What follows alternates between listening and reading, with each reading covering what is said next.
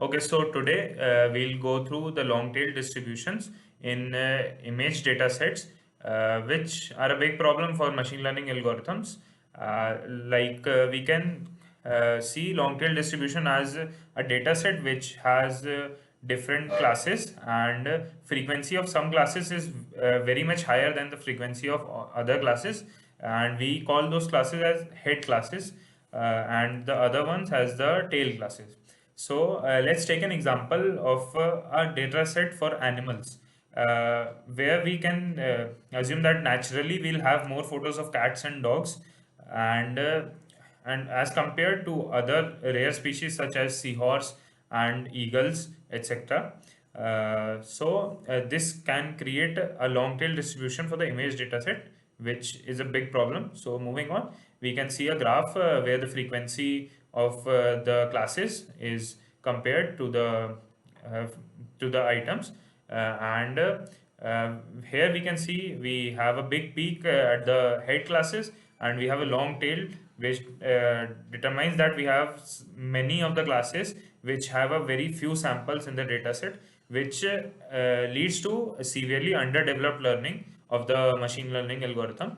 So, to measure and find out whether a data set is a long tail distribution or not, we have some parameters of measuring imbalance, and some techniques of measuring imbalance, that is the max count upon min count method.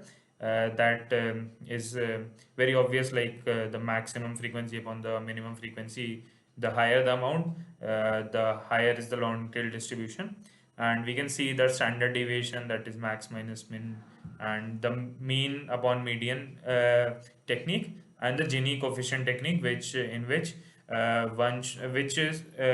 used to measure inequality, and is taken reference from the economic terms which we use for the inequality in a country. So moving on to the solution for this problem. So the basic and very naive solution that can be used to treat this imbalance is the undersampling of head. Like we can reduce the frequency of the classes which are head classes, and make them almost equal to the tail classes, which will give a similar output for every classes. But this will be also a severely underdeveloped algorithm, because we have very less data to classify between the positive and negative pairs. So the other method which we can use is the oversampling of tail through interpolation. We can create new samples through interpolation for the tail, and make the frequency of the samples higher.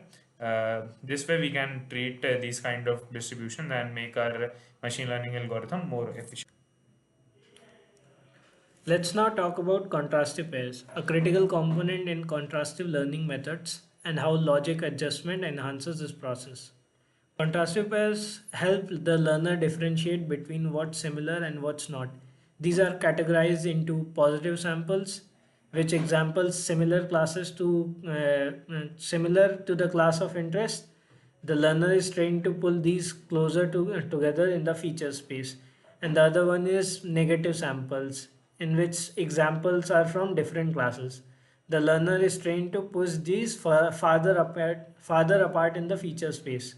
For instance, if our anchor sample is an image of cat, another cat would be a positive sample, while a dog image would be a negative sample. Logic adjustments complements this by addressing the imbalance between head and tail classes. Normally, softmax treats all classes equally, but logic adjustment incorporates the class frequency into the softmax calculation. This helps shift the focus toward underrepresented rare classes, improving their learning without compromising the overall performance. It ensures the learner not only distinguishes between contrastive pairs but also prioritizes the rare tail classes more effectively. So the paper has a very strong assumption that all of the features of our dataset are actually on a VMF distribution. This can be easily imagined by using an example of a Gaussian. So, like a Gaussian is just a bell curve under a 2D feature space, right? And so instead of being on a 2D space, here we have a sphere, or in better words, a unit hypersphere, and we have two parameters, a mean and a concentration. The concentration tells us how well or how tightly clustered the data is. As you can see, for the concentration parameter kappa k is 0 here. We have a uniform distribution, and as we increase the concentration parameter, you can see most of the data gets clustered around the mean, and this is the probability density function of a von Mises Fisher distribution. And as you can see, this CPK term actually has a Bessel function in it, which is the IP term. So to as PyTorch does not have higher order Bessel function computations, we make use of a recurrence relation, which is also mentioned in the doc that we'll be attaching. So this is about the VMF distribution, and what does this paper actually improve upon? So the earlier methods were supervised contrastive learning, which use data points with as let's say positive examples and negative examples, and they are restricted to the amount of samples we have. Instead of this, in ProCo, we make use of the distribution that we have learned. Like we understand what the concentration parameter is for the VMF, and based on the distribution that we have learned, we try to generate additional contrastive pairs. And based on this, we have our goal, and the goal is similar for both of these methods, that we want to maximize similarity between our anchor example and our positive class example. Basically, we have to group together similar examples and make dissimilar examples as far as possible. So this was all about what ProCo actually tries to do. Supervised learning also suffers from a batching problem, as we have to distribute our training set into batches for training. Let's say if our training set does not have enough samples for a particular class, it might not actually have positive samples, it might not actually have negative samples to learn about. And also, as we increase the batch size, we increase our computational complexity, which is not something we would like to prefer for vision datasets. Okay, so now let's begin with the loss function, which is a pivotal component for our learning framework. In our long tail dataset, the imbalance between frequent and rare classes skews the model learning. The goal of a loss function is to balance this by encouraging the network to equally focus on both common and rare classes. So here's how we achieve it. We use contrastive learning objective. The loss function is designed to operate on contrastive pairs. There are positive samples and negative samples. The positive samples are similar to the anchor class we are focusing on. The network is trained to pull these closer to the anchor in the feature space.